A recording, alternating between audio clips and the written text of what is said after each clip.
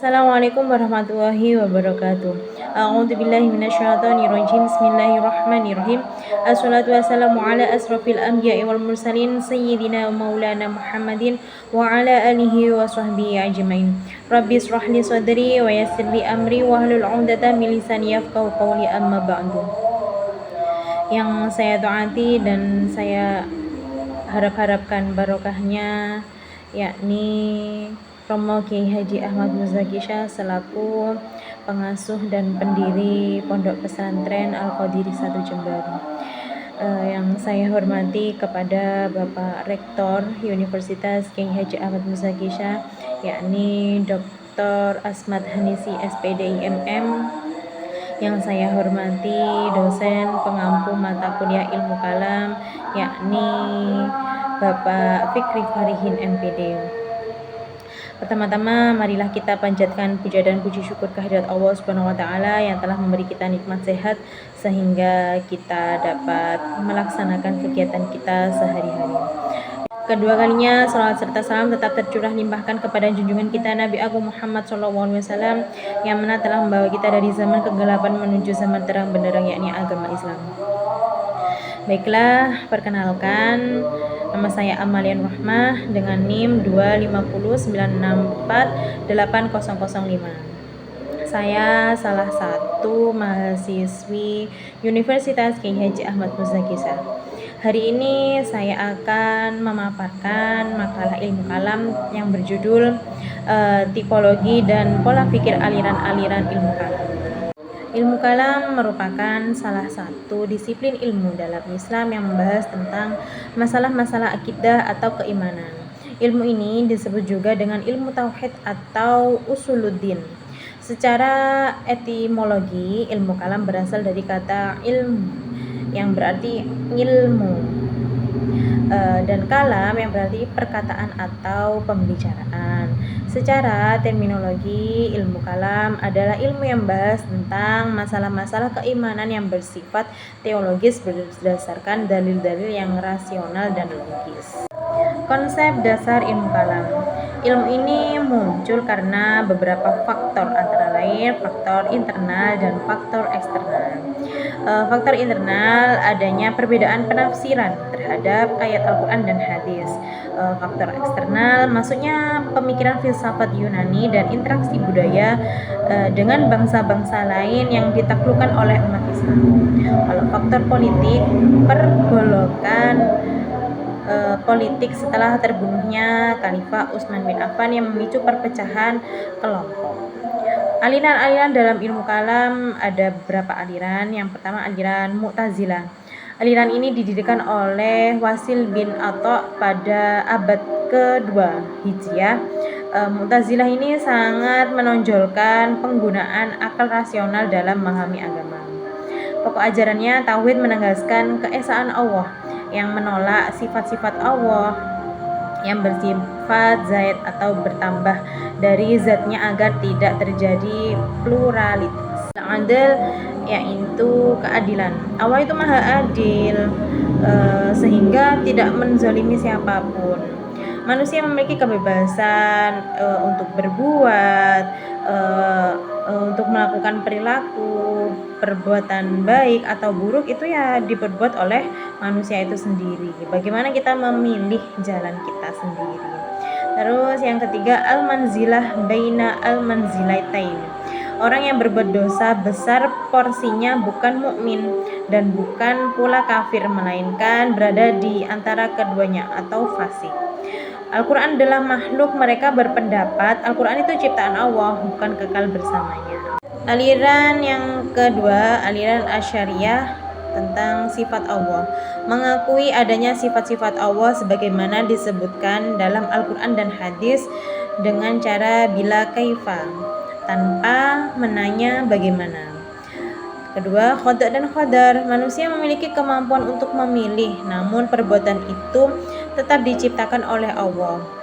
Konsep ini dikenal dengan istilah kasb atau manusia yang mengusahakan, Allah yang menciptakan.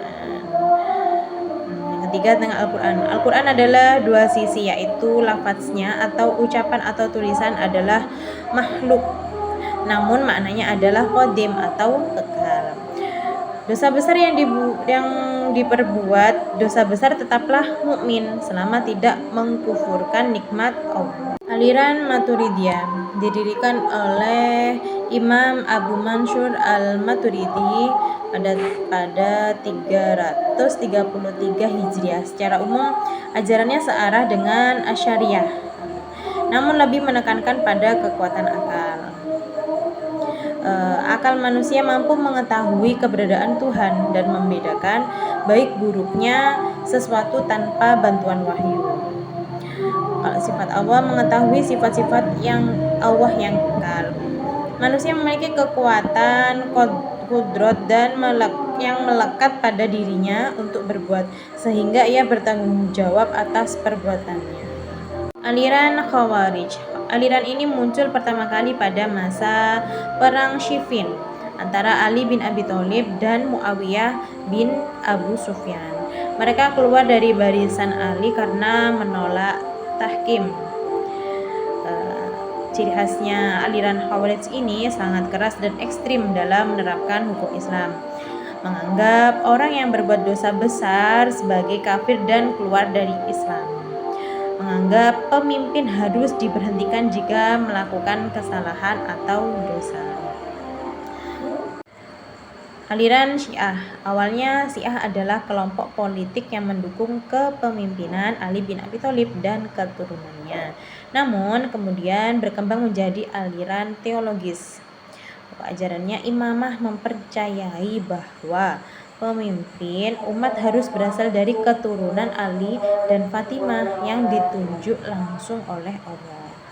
Memiliki beberapa cabang seperti Itsna Asy'ariyah atau 12 imam, Ismailiyah dan Zaidah. Aliran lainnya seperti Murji'ah, Jabariyah. Kalau Murji'ah itu menganggap iman hanya soal keyakinan hati. Amal perbuatan bukan sebagian dari iman. Orang yang berbuat dosa besar tetap orang mukmin. Kalau aliran Jabariyah berpendapat manusia tidak memiliki kehendak sama sekali, semua perbuatan manusia dipaksa oleh Allah. Perbandingan antara Mu'tazilah dan Asy'ariyah, Khawarij dan Maturidiyah, yakni sifat Allah tidak ada sama dengan zat. Jadi antara Allah itu tidak sama dengan makhluknya gitu. Jadi manusia juga bebas untuk berperilaku. Ketika mereka berbuat baik, maka mereka juga menghasilkan sesuatu yang baik. Ketika mereka berbuat buruk, mereka juga akan mendapatkan sesuatu yang buruk. Jadi kesimpulannya dari pembahasan tadi menyimpulkan bahwa perbedaan aliran dalam ilmu kalam merupakan keniscayaan sejarah dalam perkembangan pemikiran Islam. Perbedaan tersebut utamanya terletak pada metode pendekatan akal dan wahyu dan penafsiran terhadap dalil-dalil agama. Kalau Mu'tazilah sangat menekankan akal, sedangkan Asy'ariyah dan Maturidiyah menjadi arus utama yang ikut mayoritas umat Islam Ahlus Sunnah wal Jamaah dengan menyeimbangkan akal dan wahyu. Kalau aliran Khawarij ini bersifat ekstrim dalam hukum, sedangkan Syiah memiliki pandangan khusus mengenai kepemimpinan. Meskipun berbeda dalam detail argumen, pada dasarnya semua aliran ini bertujuan untuk mempertahankan ajaran Islam dan mempertebal keyakinan kepada Allah Subhanahu wa taala. Demikian tadi pembahasan tentang tipologi dan pola pikir aliran-aliran ilmu kalam. Semoga penyampaian pemaparan tentang ilmu kalam ini sedikit bermanfaat. Apabila ada kesalahan, saya mohon maaf yang sebesar-besarnya. Terima kasih sudah.